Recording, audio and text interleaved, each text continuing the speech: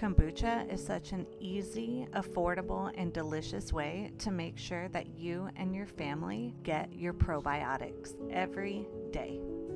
Honestly, the most time-consuming thing about making kombucha at home is making sure that your bottles are clean and sterile. Other than that, it really takes like maybe 15 minutes.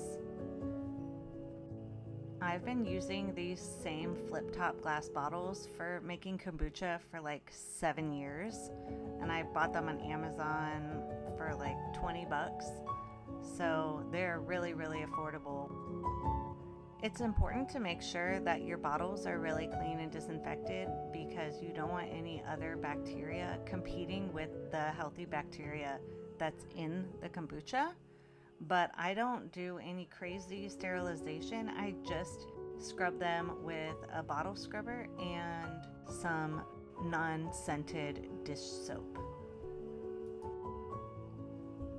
They say that 70% of your immune system is in your gut.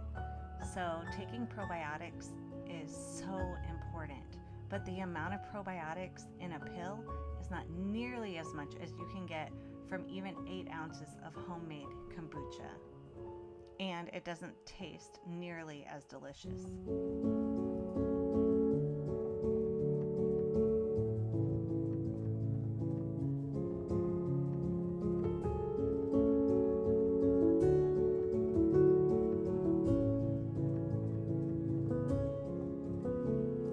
To make kombucha, all you need is a few simple, affordable ingredients.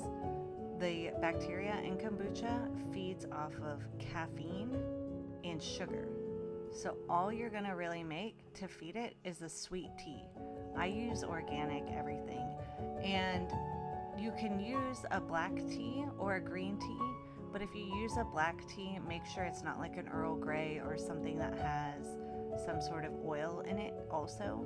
So I just use English breakfast, but I also know that there's a lot of nutritional value in green tea, so I do 1 tablespoon of English breakfast tea and 1 tablespoon of gunpowder green for 1 gallon of kombucha. So it's not very much tea, and you can buy it in loose leaf on bulk on the internet by the pound for probably about $20 for organic English breakfast.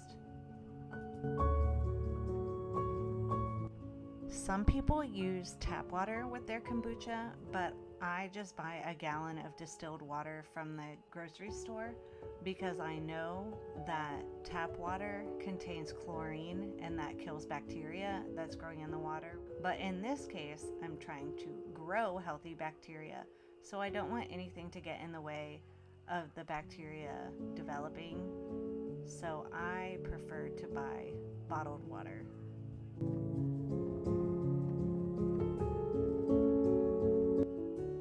When I first started making kombucha, I was really creative with my flavors, and I would put fresh ginger in it or frozen blueberries, herbs that were growing from the garden, things like that. But now that life is a little bit busier, I just try and use a good quality juice that is made from purees, not necessarily from concentrate, and I fill it up maybe about an inch or so on the bottom, and then the rest of the way up with kombucha from the last batch.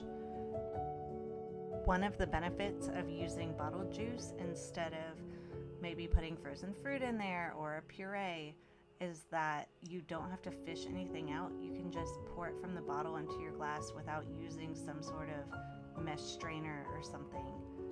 Especially if you make a puree, you get all those seeds in it and it's like a weird texture. It's really simple to use bottled juice, and it goes really quickly, and you can fill up all of your bottles in the time that it takes for your tea to brew, which is about 10 minutes. So you don't really want to add your starter to hot tea, because if the temperature is too high, it can kill off your bacteria, and that defeats the purpose for your next batch. But you do not have to wait for your tea to cool. You can just add your room temperature gallon of water that you have and then mix in your starter, because then the room temperature water cools down your hot tea. I've seen on Reddit and things like that people waiting a ridiculous amount of time for their hot tea to cool. Just make 2.5 cups of tea and then add the rest as room temperature water, and you can mix in a cup of starter. Here I'm mixing back in my SCOBY. Don't forget to stir everything up really good, and don't forget to date your gallon and your bottles, because I have multiple gallons going on, so I need to know which one is the oldest. And you also just want to know how long it's been fermenting.